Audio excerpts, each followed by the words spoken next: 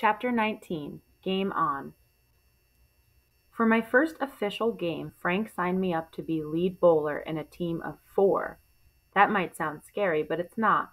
The lead bowler is just the bowler who goes first. The fourth bowler, called the skip, is the one who's actually in charge. Pretty much everyone starts out playing in fours, and being the lead bowler is a nice, gentle way to begin. My job was simple. All I had to do was draw two bowls as close to the jack as possible. The opposing teams would alternate as the lead, second, third, and fourth bowlers as all bowlers all took their turn.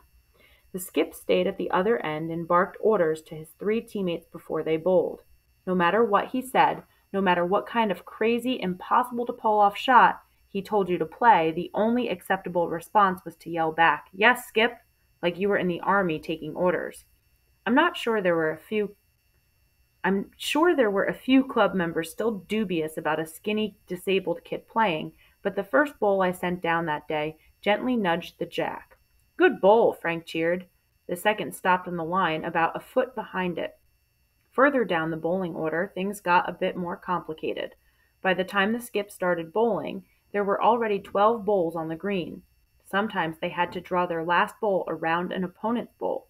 Sometimes they'd have to put a bit of force behind their bowl to push one of their team's bowls closer to the jack or knock the opposition's bowl out of the way. Sometimes they had to shoot the bowl as fast as they could at the target. This shot was called the drive. There was little finesse to it. It was pure brute force. And truth be known, it failed as often as it succeeded. Frank refused to teach me to drive. He thought it was overused, a tool for players who couldn't draw properly. I'd have plenty of time to learn it down the track, he said.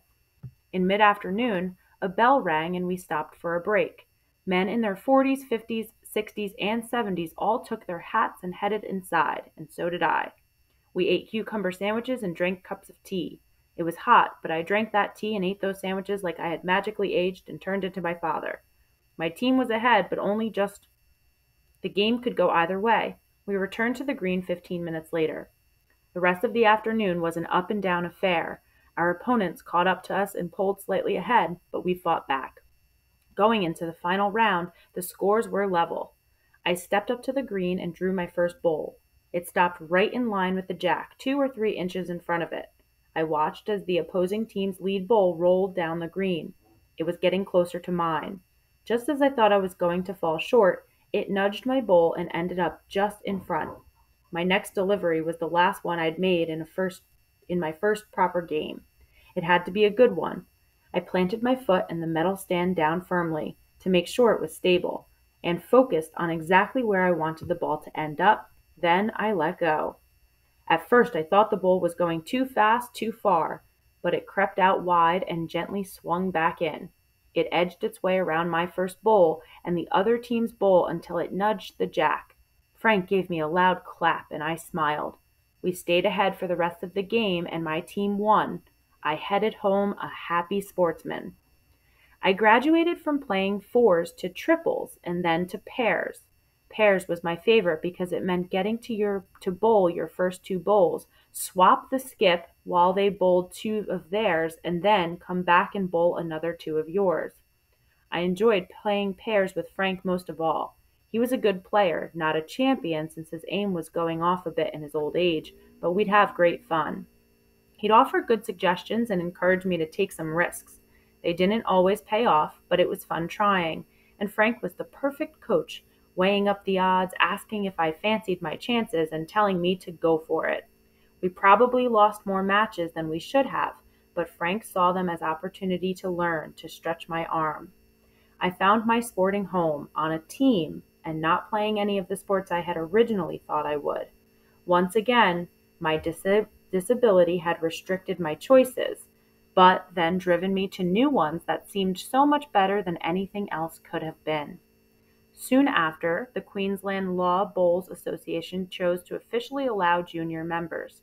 This meant we could be formally recognized by the clubs, play in inter-club pennant matches, and compete in regional and statewide competitions.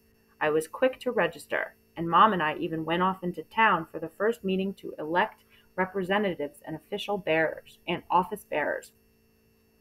The first major singles competition I played was a round robin event on the first day, with playoffs on the second.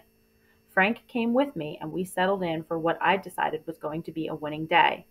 I cruised to an easy victory in my first match, and my second match looked just as simple. My opponent was a few years younger than me, smaller, and looked like he'd been playing a year or two at most. A pushover, I thought. Except the kid was good. I lost the first round 4-0, the worst result possible. My opponent would draw a bull within half an inch of the jack every time, or if I drew a shot, he'd give my bull a nudge, knock it back 3 feet or so, and claim the round. Time after time, he kept taking the shot and denying me wherever I came close. We broke for lunch in the middle of the game, and I sat and chatted with Frank. "Robert," he said, "I think it's time we taught you how to drive." I shrugged, doubting that it would have made much difference that day anyway. I went back out there, rested, focused, and determined to redouble my efforts. And got resoundingly beaten. Luckily, I won my third match and progressed to the finals the next day. I made it through the morning, but I was beaten in the semis and ended up in third place. But I got a trophy, the first I'd ever received for a genuine sporting event. The next Saturday morning, I turned up for coaching, and Frank had organized the club's driving expert to come down and teach me. He was a tall, fierce man and would drive his bowl down the other end of the green so fast that when it connected with another ball, it sounded like it was splitting an atom.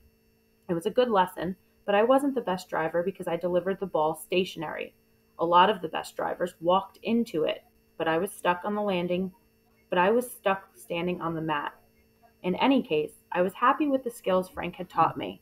Happy he'd brought me into a competition, made me part of a team, showed me that I could sometimes be just as much fun, showed me that it could sometimes be just as much fun losing as winning, so long as I was in a team, preferably his team. Most people have a favorite sporting coach, a favorite teammate, and a favorite grandfather. Frank was all of those things to me. I'd wanted so desperately to be part of a team. I'd wanted to be cheered when I got something right and jeered when I didn't. I wanted to win, and when I didn't, I wanted to lose with friends by my side. Lawn bowls gave me all that and more.